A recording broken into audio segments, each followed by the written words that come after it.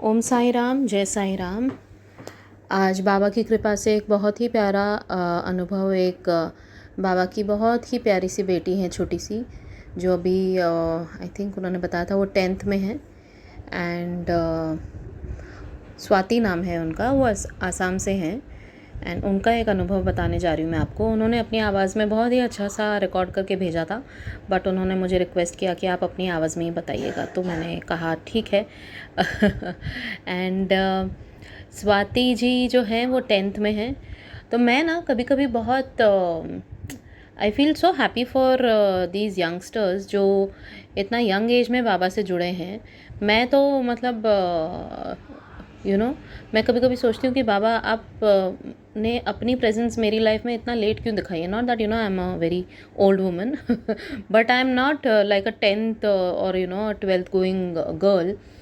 तो मुझे बहुत लगता है कि बाबा आप कितने टाइम से आप तो हो हमारी लाइफ में। बचपन से मतलब मैं साईं बाबा के मंदिर ही जाया करती थी, हमारी छुट्टियां होती थी तो हम नवी मुंबई में एक पनवेल में मंदिर है बाबा का, वहीं जाया करते थे। मैं नवी मुंबई में रहती थी जब मैं छोटी थी तभी।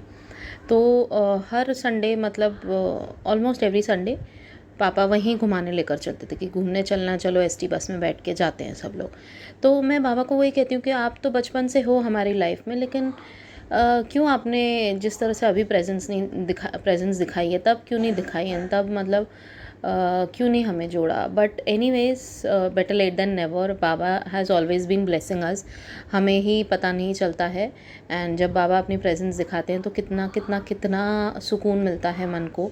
ये आप और मैं जैसे जो साईं भक्त हैं वही समझ सकते हैं। तो कमिंग टू द एक्सपीरियंस, और हाँ, एक्सपीरियंस शुरू करने से पहले एक ये भी कि मेरा व्हाट्सएप नंबर है 9022880730। अगर आप लोगों में से किसी को भी एक्सपीरियंसेस बताने हों, अपने शेयर करने हों, तो व्हाट्सएप कीजिए, मैसेज कीजिए, लिख के भेजिए व्हाट्सएप पर या फिर ऑडियो रिकॉर्ड करके भेजिए। I be more than happy to share Baba's leelas. I just love it. लेकिन पता है क्या, कभी कभी दुख होता है देखकर कि ज़्यादा व्यूज़ नहीं मिलते हैं जितना संदेश को मिलते हैं उतना। पता नहीं क्यों लोग बाबा की लीलाएं सुनना नहीं चाहते हैं। कभी कभी ऐसे लगता है सिर्फ संदेश सुनना चाहते हैं, जबकि लीलाओं के थ्रू भी कितनी बार कितने बाबा संदेश देते हैं लोगों को। एंड जो मैसेज कन्वे करना होता है वो कन्वे हो जाता है। खैर, बाबा की लीला बाबा ही जाने, उनको कितने लोगों तक अपनी लीलाएं पहुंचानी है वो उतने लोगों तक पहुंचा ही देते हैं। बट हमारा काम है उनकी सेवा करना और बाबा की लीलाओं का गुणगान करना। तो ये जो बाबा की बेटी हैं स्वाति जी, इन्होंने बताया कि मेरे ख्याल से फेब महीने की बात है। ये आसाम में जहाँ रहती हैं, अपने घर से थोड़ा सा दूर एक डिस्ट्रिक्ट में रहती हैं। ये और उनकी और दो बहनें पढ़ाई के हिसाब से घर से दूर किसी और डिस्ट्रिक्ट में रहते हैं। इनके मम्मी पापा भी आसाम में ही हैं पर अलग डिस्ट्रिक्ट में। तो इनके मम्मी पापा का ना एक चाय का बागान है। तो फिर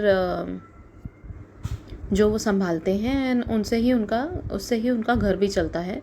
एंड जैसे हमें पता है आसाम में मोस्ट ऑफ द पीपल वो चाय के बागान संभालते हैं, तो इनका भी वही है। तो इनको जो है स्वाति जी को, इनको ब्राइट सनी डेज़ बहुत पसंद है।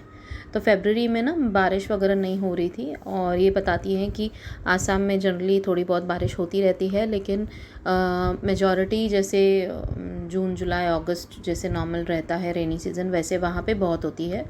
तो फेबररी में बहुत गर्मी हो गई थी अचानक से, एंड पानी की बहुत कमी हो गई थी। तो बहुत ज़्यादा सनी होने की वजह से, हॉट होने की वजह से इनके जो चाय के बागान हैं उनके पत्ते भी सूखने लग गए थे। तो इनके फादर को थोड़ी तकलीफ़ होने लग गई, क्योंकि पानी नहीं तो चाय के बागान कैसे, मतलब पानी वगैरह कैसे डालेंगे वहाँ पर, और इतनी धूप की वजह से बागान भी सूख रहे थे पत्ते। तो इन्होंने, ये तो फ़ोन करती रहती थी अपने घर पे, तो एक दिन इनके फादर ने इनको बताया कि ऐसा ऐसा प्रॉब्लम हो रहा है और बिल्कुल भी बारिश नहीं है, तो पत्ते भी सूख रहे हैं, इतनी धूप है ऊपर से। तो ये सुन के इनको थोड़ा दुख हुआ और बोली कि मैं कितनी सेल्फ़िश, इनको लगा मैं कितनी सेल्फ़िश हो गई कि मुझे क्योंकि ब्राइट सनी डेज़ अच्छे लगते हैं तो मैं बाबा को उस चीज़ के लिए थैंक यू करती गई और ब्राइट सनी डेज़ मांगती गई। पर मेरे घर पे जैसे तकलीफ़ है वैसे दूसरे लोगों को भी आसाम में तकलीफ़ हो रही होगी, क्योंकि बहुत ही ज़्यादा गर्मी शुरू हो गई थी, तो लोगों को तकलीफ़ हो रही थी पानी ना होने की वजह से उनके चाय के बागानों में। तो इन्होंने उस दिन थर्सडे का दिन था, महापारायण में ये है, तो महापारायण करते करते इन्होंने बाबा से प्रे किया कि बाबा ब्राइट सनी डेज़ चाहे मुझे अच्छे लगते हों, पर सबको ज़रूरत है बारिश की, तो आप प्लीज़ बारिश दे दीजिए। और ये बताती हैं कि वो जहाँ बैठती हैं अपने जिस रूम में, वहाँ पे ट्रांसपेरेंट पर्दा है, तो वो पर्दे से पता चलता है कि मतलब धूप आती है तो धूप अंदर तक आती है ना, फिर अगर पर्दा ट्रांसपेरेंट है तो वो बोलती हैं कि जैसे ही बाबा से इन्होंने प्रे किया तो 15-20 मिनट में उनको लगा वो पर्दे के वहाँ से कि जैसे बाहर थोड़ा अंधेरा छा गया है। होता है ना, पता चलता है हमारा हमको घर के अंदर से कि बाहर क्लाइमेट कैसा हो रहा है, अगर अंधेरा छा जाता है, बारिश होने वाली होती है तो एकदम से वो उठ के गई। इनका जब पारायण हो गया उन्होंने बाहर देखा तो इन्हें लगा कि जैसे पूरे बादल छा गए हैं, तो ये तो बहुत खुश हो गई। और वहाँ पर आधे घंटे के अंदर फिर बहुत बारिश होने लग गई। तो ये बहुत बाबा को थैंक यू की और फ़ोन किया इन्होंने अपने घर पे और पूछी कि वहाँ पे भी बारिश हो रही है क्या, अपने फादर से पूछा। तो इनके पापा बोले कि नहीं, बारिश तो नहीं शुरू हुई है, पर बादल छा गए हैं यहाँ पर। तो ये बोली अच्छा। और फिर 1 घंटे के बाद इनके फादर का फ़ोन आया कि अरे यहाँ पर भी बारिश शुरू हो गई है। तो सोचिए कि मतलब हम जब अपना छोड़ के दूसरों के लिए बाबा से प्रे करते हैं ना, बाबा इसलिए कहते हैं हमेशा संदेश में भी एंड थ्रू डिफरेंट मीडियम्स कि अपने लिए तो प्रे करते हो पर दूसरों के लिए भी प्रे करो। और प्रेयर जितनी ताकतवर होती है ना, जितनी पावरफुल होती हैं, उतना और कोई चीज़ पावरफुल नहीं होती है।